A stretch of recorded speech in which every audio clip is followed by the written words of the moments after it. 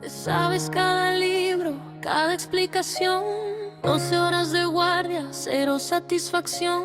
El tiempo que promete nunca te llegó. Tu familia esperando y tú diciendo hoy no. Consultas que se alargan, el sueldo al revés, el sueño en la ventana, mirándote los pies. Tanto sacrificio, tanta vocación. ¿Y dónde está tu propia versión? Hay otra ruta, no es traición. Hola amigos de su podcast de la bata al negocio. Hoy estamos grabando. Paquito, bienvenido. ¿Cómo estás, Siéntate. mi querido René? Siéntate. Hoy estamos grabando aquí desde el Roof Garden de un hotel en la Ribera Nayarita, cerquita de Puerto Vallarta.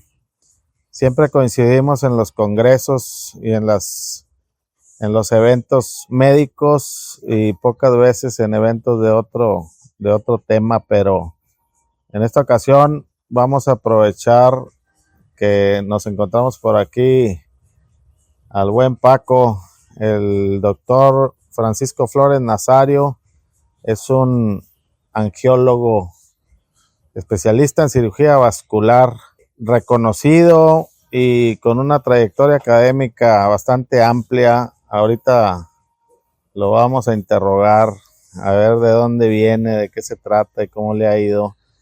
Pero de paso les comento que es presidente saliente de la Asociación Mexicana de Pie Diabético y está también iniciando ya su propuesta para ser presidente de otra gran asociación médica. Entonces, Paco, bienvenido. Gracias por la invitación, René. He visto en redes el proyecto que tienes y la verdad, nosotros los médicos no estamos acostumbrados a hablar de negocio porque todavía es mal visto y eso es un gran freno para nosotros porque no tenemos formación de negocio, ¿no? Todavía incluso hablar de negocios y medicina es como un tabú, ¿no? Les comentaba yo en episodios anteriores que no tenemos ni la educación, ni siquiera hablamos del tema. Cuando estamos en la escuela, cuando estamos estudiando, incluso en la residencia de especialidad y en la residencia de subespecialidad, poco se habla de las cuestiones financieras. Yo creo que terminamos, no sé cómo te fue a ti, ahorita me vas a platicar, pero terminamos la carrera, terminamos la residencia, la especialidad y todo, y no sabemos nada del dinero. No sabemos cobrar, no sabemos vender, no sabemos nada de finanzas. Platícame cómo te fue a ti. En general me ha ido bien. Está interesante lo que dices, René. Normalmente el sistema de educación, no nada más en medicina, en cualquier carrera, salvo que sea una de finanzas o de economía, no nos enseñan a manejar el dinero. El sistema está hecho para producir empleados y producir trabajadores. Entonces, las escuelas, las universidades producen obreros o empleados o trabajadores con todo lo que implica la palabra obrero. Nunca te enseñan a que tú seas el dueño de los medios de producción, porque incluso hablar de medicina y de negocio, repito, todavía es sí, es un tabú, penado, es un tabú. Hay un cliché por ahí. Fíjate, anoche precisamente, yo todavía leo libros de papel, que me gusta mucho leer libros de papel, pero también escucho audiolibros o unos resúmenes que escucho antes de dormir. Y anoche recordé uno que ya leí antes y que se llama Manifiesto Capitalista de Robert Kiyosaki. Y precisamente en ese libro comenta que la educación que tenemos actualmente, y no nada más a nivel medicina, como dices tú, desde la primaria, secundaria, los básicos, es una educación comunista, cabrón. O sea, nos están enseñando en el modo comunista desde niños y no en el modo capitalista, porque la realidad es que si nos enseñaran el modo capitalista desde la educación básica, pues todos seríamos capitalistas, ¿no? Todos seríamos empresarios, todos seríamos... Aquí quiero hacer una aclaración porque histórica y antropológicamente, no además la escuela, sino México como tal, del Río Bravo para acá, somos católicos. Sí. Somos católicos porque así se decidió desde la época que llegaron los españoles. Y el catolicismo, a diferencia del judaísmo, el catolicismo enaltece la pobreza. Una de las bienaventuranzas de Jesús, según las escrituras, es que bienaventurados los pobres, porque son limpios, puros de espíritu, alcanzarán el reino de los cielos. Y desde la iglesia nos están preparando a abrazar la pobreza. Sí, sí, sí. Entonces, ahí viene una barrera cultural y religiosa y muy potente. Y es malo ser rico, cosa que en el caso de la religión judía, no, al contrario, tú tienes que producir, tú te enseñan a aquella parábola de las famosas, los talentos, ¿no te acuerdas? Que llegan y distribuyen diferente cantidad de monedas y uno no hace nada, la guarda, otro se la gasta y otro la multiplica, ¿no? Entonces son enseñanzas que vienen pues tatuadas, están clavadas en la cultura latinoamericana y desde la religión nos enseñan a que tenemos que abrazar la pobreza, que no está correcto generar riqueza, que no está correcto abrazar pues la opulencia porque está mal visto, es pecado. Yo considero que desde ahí se tiene que hacer un cambio de idea para quitar ese paradigma latinoamericano religioso que nos limita como entes profesionales y, ¿por qué no, empresarios, ¿no? Sí, definitivamente tenemos una gran influencia cultural, religiosa, y bueno, desde la formación académica a ser obreros. Y en realidad somos obreros del sistema de salud. Digo, la mayoría de los médicos en algún momento de nuestra profesión somos obreros de un sistema de salud que además es maléfico, además es un sistema de salud fallido en el que todo mundo gana menos el médico. Quiero hacer una anotación ahí. En el sistema de salud público, el que pierde es el paciente.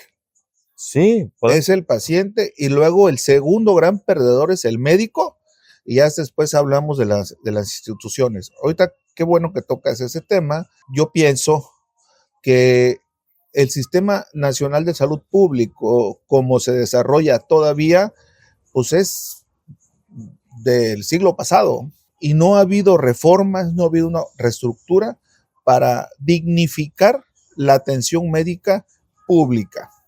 Actualmente, gran parte de algunos hospitales, hablando de mi especialidad, y es muy probable que pase igual en otras, ya no quieren trabajar en el sistema de salud pública porque no es atractivo para los jóvenes, claro, porque tiene mucha burocracia y porque todavía te siguen tratando como obrero, donde hay sistemas de salud, para no etiquetar a ninguno en general, pero está más penado no checar u omitir una entrada que la complicación que pueda tener un paciente. Sí. O sea, mucha gente llega a la institución, checa y en ese momento ya está haciendo antigüedad, o muchos que recién agarran una base solamente esperan con ansias el tiempo para jubilarse. Hace falta una reforma para que al médico no lo traten como un obrero más, sino que le exijan resultados, le exijan responsabilidad y obviamente les den las herramientas tanto humanas como materiales para el buen ejercicio de la medicina pública. Y hace rato me comentabas cómo te ha ido a ti como médico. ¿Me ha ido bien? ¿Cuál fue tu primer trabajo? Cuando terminaste tu residencia, o no sé si entre la medicina general y la residencia de cirugía ya trabajaste como médico general o pasaste directo, no sé, háblame de tu trabajo, de cómo te fue en el trabajo. Yo empecé a trabajar desde muy chavo, yo soy el último de 9 en una familia pues provinciana allá de la región del sureste de Acayuca. Mi papá era plomero, mi mamá ama de casa.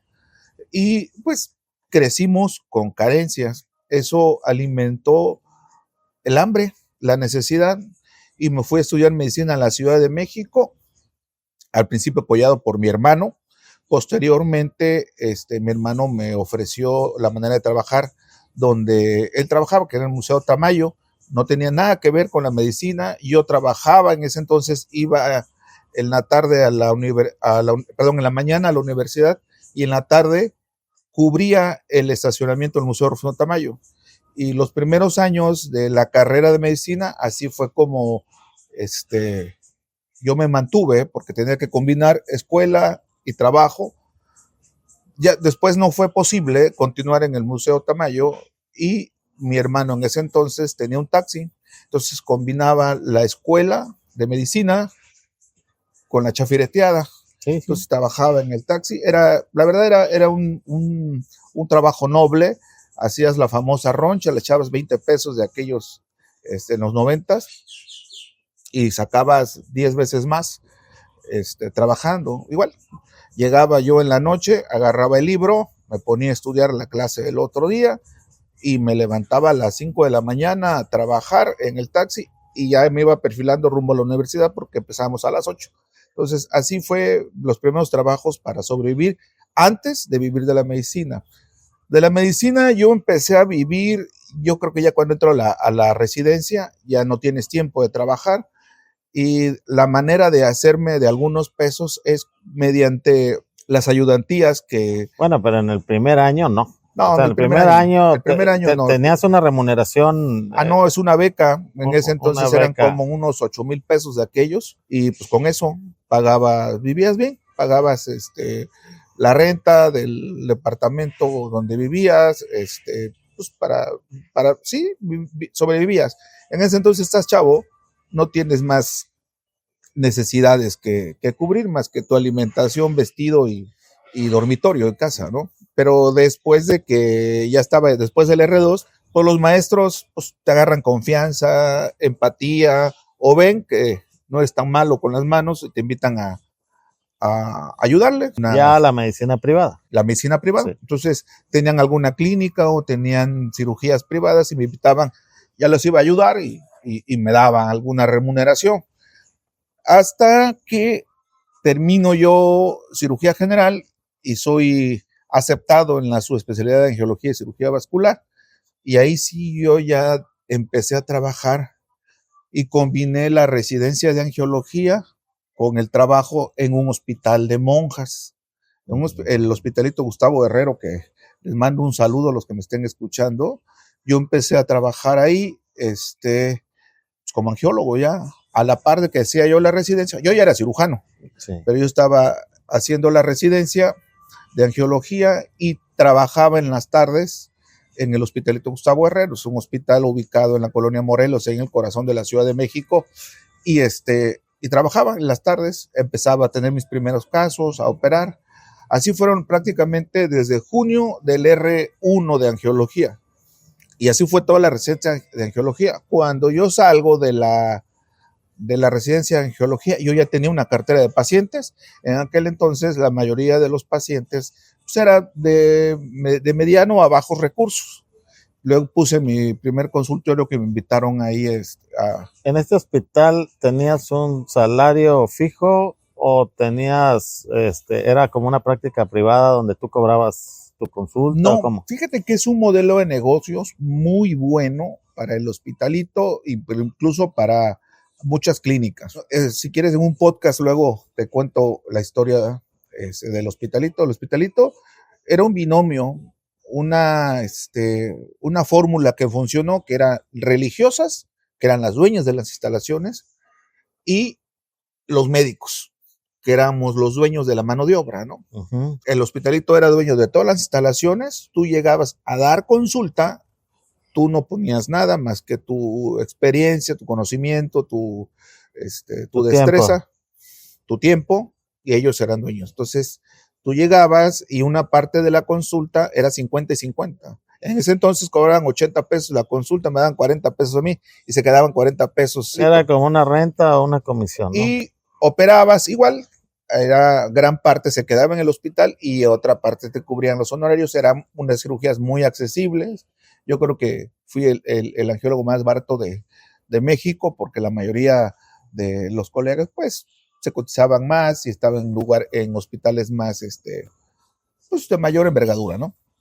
El Hospitalito es un hospital general con la mayoría de las especialidades básicas: ginecología, cirugía general, medicina interna, obstetricia, etcétera. Y yo era el angiólogo junto con la doctora Chávez. Y empezamos a trabajar. Y llegaban los pacientes, le pagaban al Hospitalito, y yo, uno a la semana o al mes, iba a cobrar. ¿Sabes que fueron 10 consultas, 20 consultas, 30 consultas, 100 consultas? Y ya te daban la parte que te correspondía, dabas el recibo de Hacienda. En ese entonces se hacían a mano. Y obviamente si operabas, pues te daban, la remuneración aumentaba. Y así fue como me hice yo de experiencia en muy poco tiempo y de mis primeros ingresos. Pero lo que vino a marcar la diferencia con un servidor fue a un diplomado que yo me metí más o menos allá como por el 2007, 2008. El diplomado lo tomé, avalado por la UNAM, de administración de hospitales. Eso cambia todo. Cuando me meto al diplomado de administración de hospitales, pues te empiezas a ver clases de contabilidad, de administración, de finanzas, de todo lo que era nuevo para nosotros, ¿no? Entonces, cuando tomo el diplomado, porque a mí me habían ofrecido la dirección del Hospitalito, yo tenía que estar preparado, y también me habían ofrecido la jefatura de cirugía. Trabajé también en el Hospital de las Américas en Ecatepec, que es de la Secretaría de Salud, del Instituto de Salud del Estado de México, el ISEM. Ahí trabajé gracias a un amigo que pues tenía relaciones con el sindicato. Entonces, en ese momento trabajabas en 2 lugares. En ya el estaba, hospital de las monjas y en el otro. Al principio empiezo la residencia de angiología, y a la par con el Hospitalito. Salgo de la residencia de angiología, sigo en el Hospitalito, yo ya estaba acreditado, y me metí a trabajar en las Américas, en el Hospital General de las Américas, todavía en ese entonces, pues financiado con el presupuesto que tenía el Seguro Popular. Sí. Seguro Popular, empezaron a contratar médicos. Tengo un amigo conocido que estaba en el sindicato, me dijo, están contratando. Yo tenía base. ¿Cuánto ganabas en el Seguro Popular? En el Seguro Popular a mí me pagaban entonces como 25,000 pesos al mes, que era bastante bueno para la época, pero no había prestaciones. No hacías antigüedad, no hacías nada más que Estuve así casi 3 años, y algunos colegas que todavía siguen, que trabajan conmigo en ese entonces, apenas hace algunos años, yo creo que antes de la pandemia, los basificaron. Estoy hablando casi 15, 16 años. Después. Después, y muchos estuvieron mucho tiempo esperando los beneficios de la institución, y no, se hartaron y se salieron del hospital. Yo soy uno de ellos.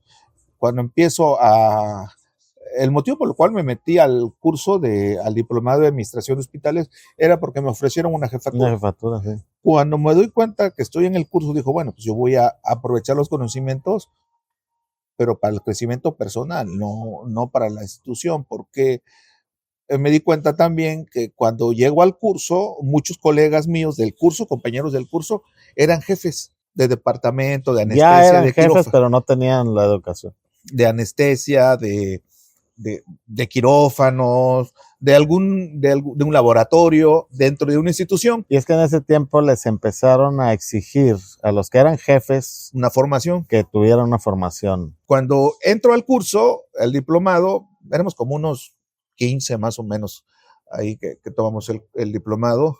Muchos eran jefes, yo iba para jefe, pero en ese hubo un cambio político, creo que fue el de Peña Nieto, y de pronto llegan, y los que eran jefes, la semana siguiente ya no eran. Sí. Porque llegaron a cumplir compromisos políticos de cada campaña. Cada cambio entra el nuevo jefe, ¿no? El nuevo director, y el tú nuevo eres jefe. la jefa, pero ya llegó mi sobrino, ya llegó el Sí, ahijado. te vas allá y te regresas. a la talacha. Entonces te quedaste con el diplomado, pero sin la jefatura. Así es, o sea, yo veo que los que estaban ahí de jefaturas y que estaban ellos invirtiendo de su dinero para tener un mejor desempeño, ya tenían el puesto, ellos querían hacerlo mejor, pues le pagaron con una patada.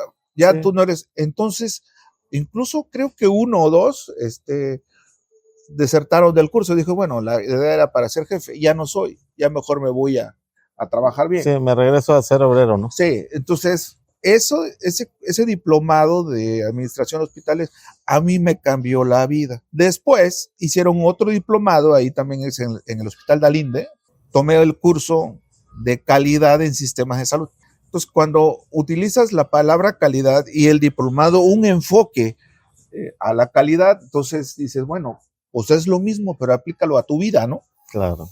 Y ese fue el segundo diplomado también que me abrió a mí los ojos, porque también metieron un poco de finanzas, porque la calidad no nada más va a ser en el piso, en el edificio, en todo, sino la calidad en los procesos, y procesos de farmacia, financieros, de administración, flujo de personal, y eso fue, dije, ¿sabes qué?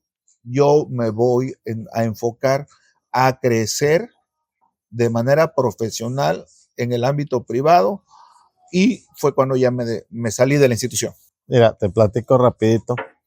Yo también llegué allá al norte de México,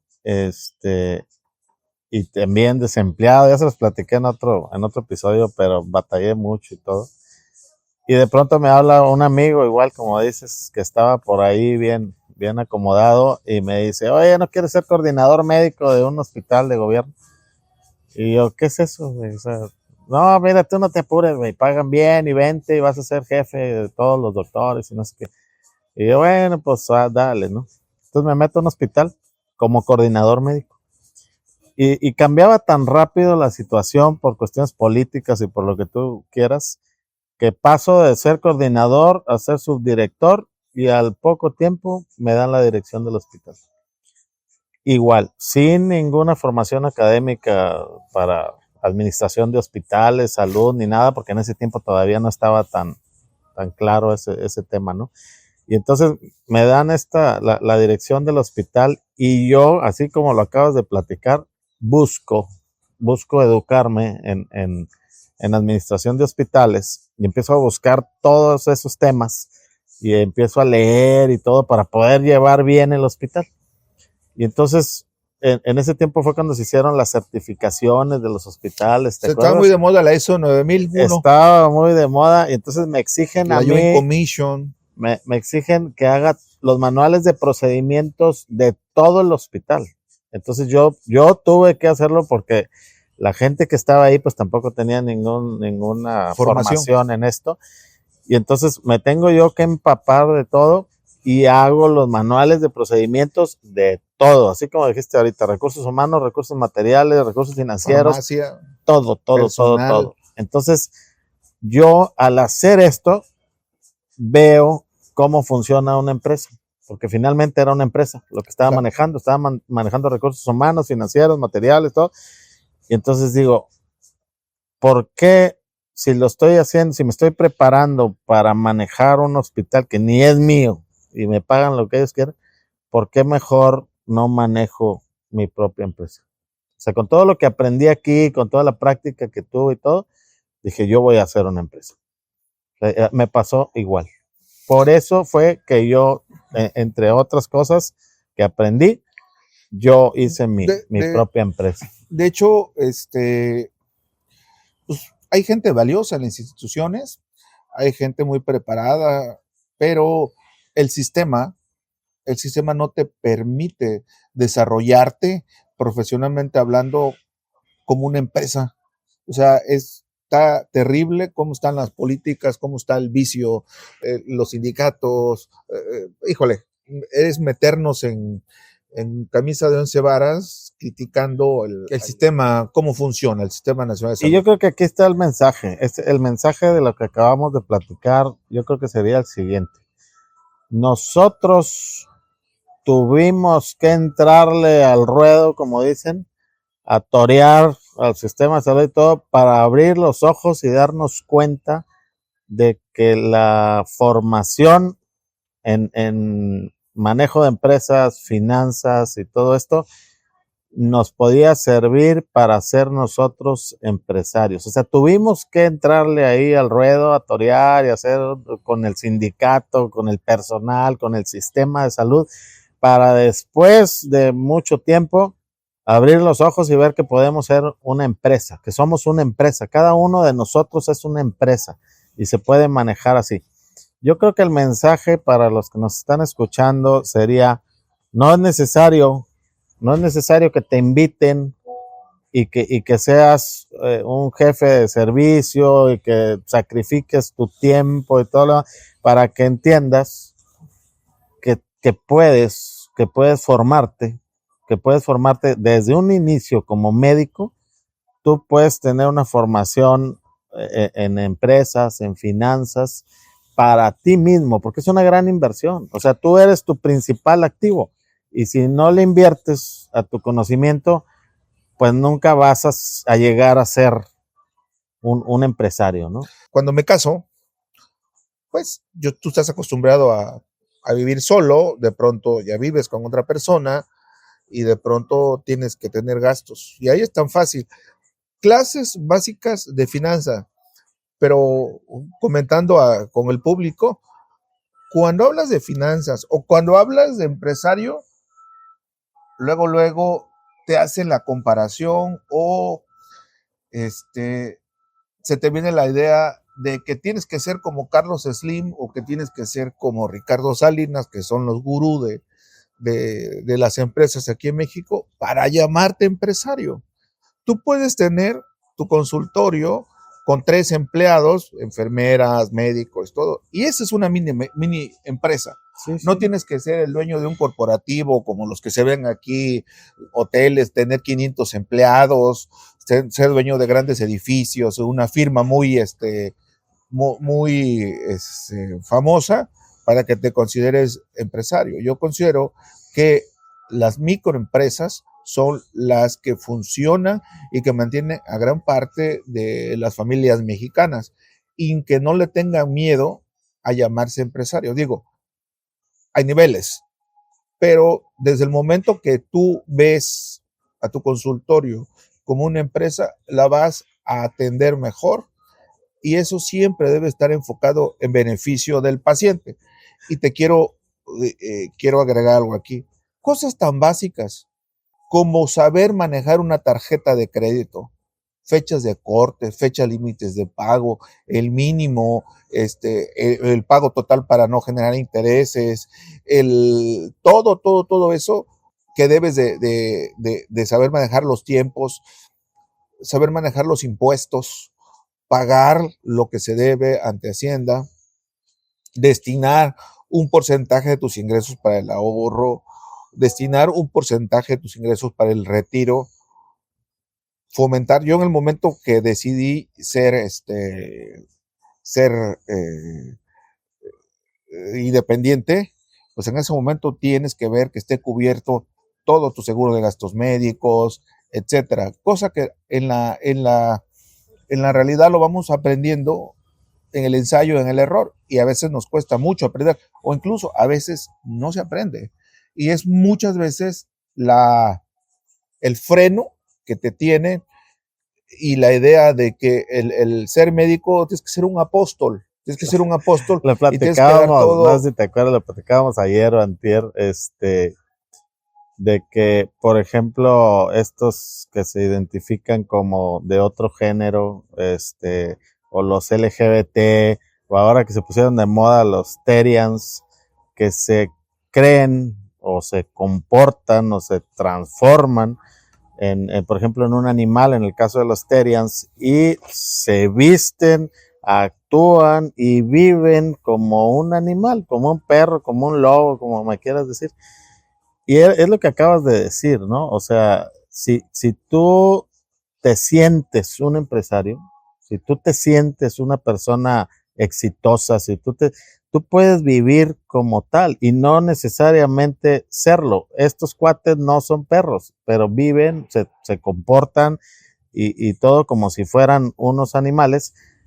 Y tú también puedes hacerlo. O sea, tú puedes ser un empresario y puedes comportarte, sentirte y vivir como un millonario exitoso porque es un estilo de vida que tú quieres hacer. Para hacerlo, te lo tienes que creer. Exacto, tienes que Sí, creer. y no necesariamente, digo, el ejemplo, la analogía que haces con Osterian o con la gente que se percibe como algo que no es, igual, a lo mejor nosotros no somos Bill Gates y nada, pero ya nos percibimos como parte, ya dejamos de ser del montón, ya dejamos de ser de la mayoría. De closet. Y, sí, exacto, porque la mayoría de la gente, hay mucho colega igual que quiere ser el empresario, pero no se atreve a decirlo, ¿no? Luego te da pena por lo que decíamos al principio, ¿no? De que es un tema de que, este es un centavero, este es un mercenario del dinero y está abusando de su conocimiento, pero no tiene nada que ver. O sea, yo considero que tú eres dueño de tus conocimientos y con eso, la experiencia, tu trabajo, tú le pones el precio. Yo siempre he dicho, tú puedes regalar la atención, me ha tocado hacerlo, ayudar a la gente, sin costo, me ha tocado hacerlo, hasta cobrar lo que tú quieras, pero siempre con una ética, siempre ver la mejoría del paciente, porque quien quiera hacer dinero de la medicina, pero sin ética, es muy probable que vaya a ser un mal negocio. Okay. Porque si al paciente le va bien, lo demás viene detrás. Hasta ahorita estamos hablando del dinero en tu profesión como médico. ¿Tienes algún negocio en el que tú vendas un producto o un servicio y que no requiere de tu presencia, de tu firma o de tu título de médico para generar ingresos? ¿Tú ahorita? Hay un negocio de prendas de compresión, que es una tienda que la atienden dos colaboradores. Y sí, yo creo que con eso no te retiras, pero sí, hay un pequeño negocio. Tienes un activo ahí fuera de tu práctica. Sí, tanto como que no tiene que ver con la medicina, no, pero son prendas de compresión. Sí, porque pues básicamente tú eres el que las indica y tú eres el que genera clientes que para ahorita que dices eso me generó conflicto. Muchas veces ese negocio lo manejé siempre alejado de mí, que no me relacionaran, que no me ubicaran, precisamente por una cuestión de pudor. Sí, claro. Falso pudor, porque realmente tú puedes hacer un buen negocio. Digo, cuando hay conflicto de interés y el interés monetario está por encima de la necesidad del paciente, yo creo que sí es éticamente cuestionable. Pero si tú estás haciendo un negocio con ética y que va de la mano para apoyar al paciente, creo que se vale, ¿no?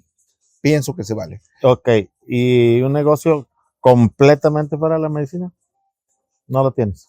No. Un negocio completamente fuera de la medicina. Activo. No, un activo. No tengo. No. Entonces ahorita, en este momento, tú todavía, digamos que el 90% de tus ingresos es de lo que yo porque trabajo. Tú eres tu principal activo. Sí, todavía no he logrado lo que dice un amigo Muñoa también, que lo debes conocer, que él sí nos lleva algunos años de ventaja con respecto a los negocios. Dice, para que tú seas empresario tienes que estar fuera de la ecuación. Todavía no lo logro, yo todavía vivo de lo que me pagan los pacientes, de mi trabajo, de la cirugía, de la consulta. Si no, todavía tengo que estar yo. Estás en la jaula de oro. Todavía. Mira, yo creo, yo lo hice hace tiempo, y creo que es una manera de ganar tiempo, de ganar tiempo, de ganar libertad, de ganar estabilidad y todo, ¿no? Quitarte estrés y todo.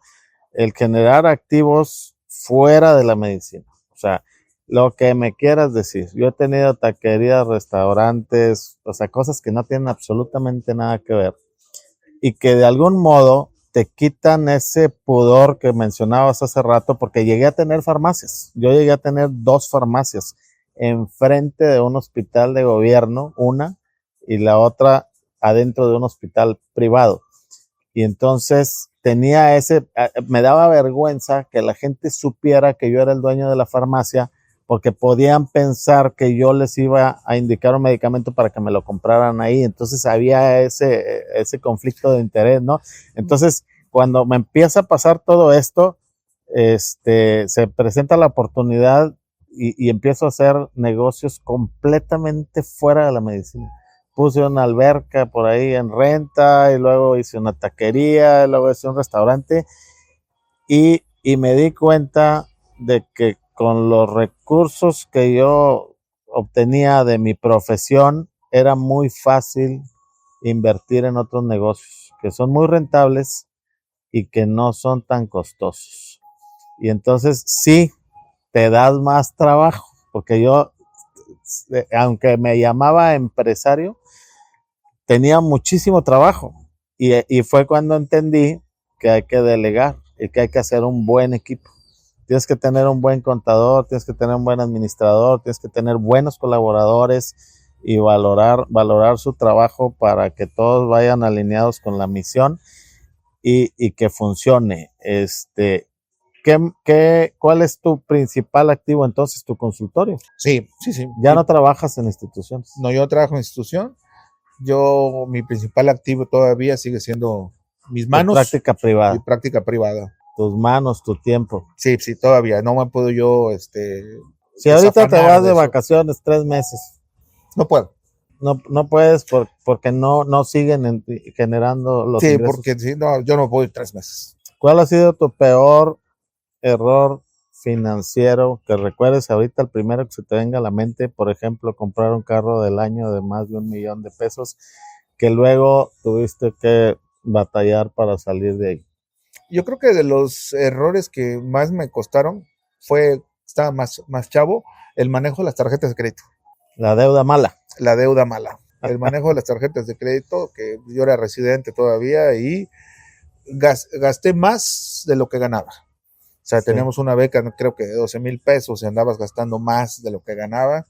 Tuve que hacer una tanda, con esa tanda pagar las tarjetas y luego reendeudarme con esa tarjeta. Una vez que ya liquidas, se te abre el crédito y lo vas tú manejando. Hice 2 tandas para salir de ese atolladero, porque pues llegaba y así como se iba el cheque tenía que pagar, pero tienes que vivir también. Y pues aprendí a manejar las tarjetas de crédito. Tuve que pagar la cuota que me tocaba para aprender que las tarjetas de crédito se pagan puntuales, se pagan totales. No es dinero de más, es dinero caro, no es dinero extra, es dinero prestado. Sí. Y pues no te endeudes en sacar la tarjeta para el restaurante, para vivir la vida loca. Realmente yo aprendí eso. Sí, de ahí en fuera está la deuda buena, que es el apalancamiento, ¿no? Cuando tú dices, oye, tengo ahorita para comprar una casa, un préstamo. Error. Un activo, un negocio. Sí, una casa es el peor pasivo que hay. No se despilfarra, es un bien que dice por ahí, primero lo que deje, luego lo que quita. Pues la casa te quita. Sí. La casa es un pasivo. O sea, la casa, y entre más grande, peor. Y entre más cara, peor. Porque la casa te consume luz, mantenimiento, limpieza, todo lo que consume una casa, desde el predial o los pagos de impuestos o lo que sea, y no genera absolutamente nada. Entonces, una casota o una casa buena en una colonia cara y todo esto no deja de ser un pasivo, y es uno de los pasivos más grandes que hay. El segundo pasivo más común y caro es el coche del año, el coche de lujo, que te quita una mensualidad y luego te quita un mantenimiento y luego te sigue quitando y te sigue quitando. Entonces, si tienes 2 coches y una gran casa y un consultorio de renta y otra membresía en el club de yates y tienes 5 o 6 pasivos y tienes un solo activo. O sea, tus manos. tu tiempo, tu firma, tu título. Es imposible que con un activo mantengas 6 pasivos. Y eso por decir lo menos, 6, pero realmente tenemos 20 pasivos. Entonces, lo ideal sería tener 6 activos y un pasivo. O sea, si pudiéramos convertir esa fórmula, invertir esa fórmula en convertir más nosotros multiplicar nuestros activos y empezar a deshacernos de los pasivos, va a llegar un momento en que tengas más activos, menos pasivos, y eso te dé la posibilidad, ahora sí, de comprarte tu coche, ahora sí, de comprarte tu casota, de irte de vacaciones 3 meses sin tener que estar batallando y sin preocuparte.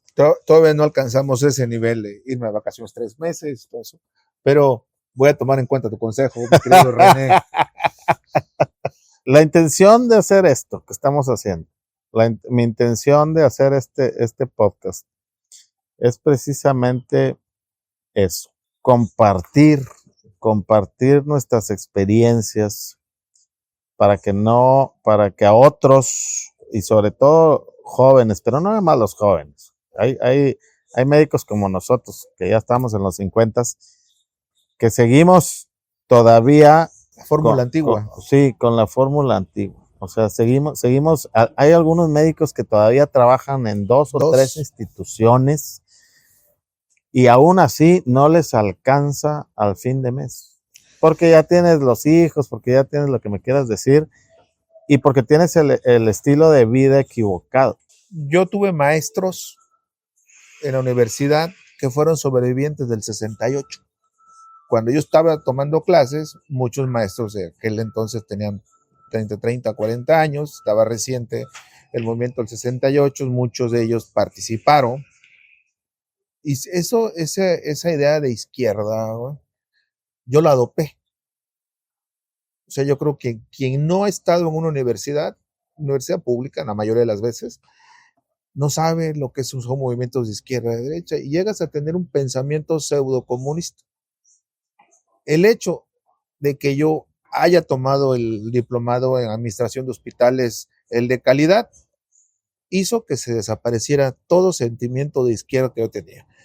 Y eso a mí me sirvió para darme cuenta que tú eres la principal empresa y tú puedes crecer todo sin los límites que te pone el Estado o te ponen las instituciones. Y eso sirvió para que despertara en mí la chispa de la buena atención. O sea, no está mal ser un médico privado, porque incluso hay colegas y 100% institucionales que ven mal la medicina privada, sí, o viceversa, ¿no?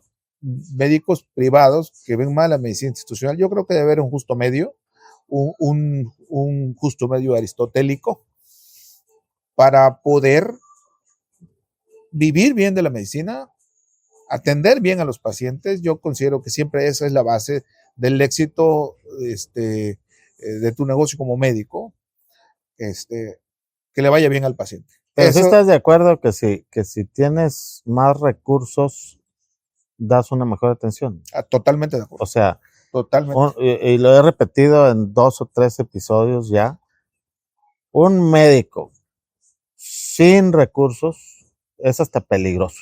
Claro. Sí, un médico sin recursos, sin estabilidad financiera, es un médico peligroso, porque va a llegar el momento en que le va a dar hambre y se va a aprovechar de la necesidad y del dolor, o va a terminar haciendo un remedio milagroso. Vendiéndose al mejor postor. Trabajando para la industria. Maquilando. Corromperse. Y se va a corromper, pero eso lo va a obligar el hambre. Pero si tú eres un médico con buen recurso financiero, estable, que no tienes estrés, que no tienes que trabajar 18 horas al día para sobrevivir, que eres libre, que estás financieramente estable, te hace un médico con mejores recursos para servir a más personas y darles una mejor calidad de atención. ¿Estás de acuerdo que si tienes el recurso, pues vas a tener el mejor equipo médico? Simplemente un buen ultrasonido Doppler moderno, actualizado, y además vas a tener tu terapia de presión negativa, vas a tener esto, vas a tener el otro. A mí me quedó claro desde un principio que tenías que invertir en ti, en tu negocio, en tu consulta, para dar lo mejor de ti cuando llega el paciente. Tú no puedes andar escatimando en recursos materiales, en tecnología, en dispositivos, porque de eso depende también una buena atención de calidad hablando de medicina, de cirugía. No puedes tú estar regateando, pensar como pobre y querer tener resultados de rico. No. Bueno, ahí te va otra. Eso es el síndrome de la superespecialización. Nosotros somos médicos generales y luego somos cirujanos generales y luego eres angiólogo y luego te especializas en, vamos a decir, cirugía endovascular, aorta o lo que me quieras decir. Entonces vas haciéndote súper especialista en una cosita pequeña que lo que hace es que cada vez sea más cara la atención y que tengas que invertir más en un activo que se está reduciendo. O sea, en lugar de atender 100 patologías, te vas haciendo a que no, yo soy súper especialista en el segmento medio de la aorta, ahí en un pedacito así. Y para esto tengo que tener, no sé, el mejor ultrasonido, resonancia, lo que me quieras decir, que es carísimo y cuesta millones de pesos y que no sé qué. Y entonces esta súper especialización reduce tu campo de acción a pocos pacientes que tienen ese problema. Y entonces, ese es exclusivo. De tu activo que tenías, que era tu conocimiento de medicina general, lo reduciste a especialista en cirugía general y luego lo reduciste a angiólogo y luego lo reduciste a especialista en la enfermedad arterial periférica del pie diabético y cirugía endovascular. Y entonces lo que hiciste fue reducir tu capacidad de crecimiento como empresa. O sea, cada vez tienes menos clientes, cada vez te cuesta más llevar el servicio y cada vez tu servicio es más caro. Y uno piensa que esa es la mejor opción, porque así nos dijeron desde que estábamos estudiando. Que si quieres ser bueno, tienes que ser médico, y luego si quieres ser mejor, tienes que ser especialista, y luego subespecialista, y luego súper especialista. Y es un modelo equivocado. Es un modelo equivocado. Yo no digo que no. Yo no digo que no está bien. Sí está bien que a algunos nos guste algo. Yo también dejé la mayoría de mi práctica y me dedico a pocas cosas de la cirugía. Pero entendí después de mucho tiempo y de muchos errores que eso lo único que hizo fue reducir mi campo de acción. Bueno, hay diferentes formas de verlos. Ahí en el curso de calidad dice, tú vuélvete experto en algo y sé mejor de eso. Que vengan, que atraviesen el mundo para que vengan a operarte. Tú solamente ves hernias. Tú tienes una clínica de hernias, ya se te olvidó la vesícula, el apéndice, los quemados, todo. Tú solamente eres herniólogo. Y también se vale que agarres un perfil y te enfoques a eso, siempre y cuando seas el mejor, solamente en eso. Y va a venir gente de que ya la vieron en otros lados y vienen porque tú eres el mejor en eso. Entonces, es como lo quieras ver. Bueno, pero si hablamos de empresas y si hablamos de negocios y de ejemplos, ahí tienes a los grandes empresarios, a los gurús de los negocios y los hombres más ricos del mundo. ¿Qué es lo que hacen? ¿Qué hizo, no sé, por ejemplo, ¿cómo se llama este cuate, el dueño de Meta? ¿Y qué hizo? Pues voy a comprar también TikTok y voy a comprar WhatsApp y voy a comprar... O sea, ¿qué es lo que hacen? Lo que hacen es, en lugar de cerrarse a decir, no, yo nada más Facebook y aquí me voy a especializar en redes sociales. Diversificar. Lo que hacen es diversificar. Paco, muchísimas gracias. Muchas gracias. Te agradezco que te hayas abierto a platicarnos pues, Si esto le sirve a alguien, tu historia, de corazón lo compartimos. No, la verdad es que todos tenemos algo que platicar, todos tenemos algo que enseñar y compartir, y yo te agradezco mucho por el tiempo y también por tu amistad y por la oportunidad que nos das de escuchar tu historia y de aprender de ti.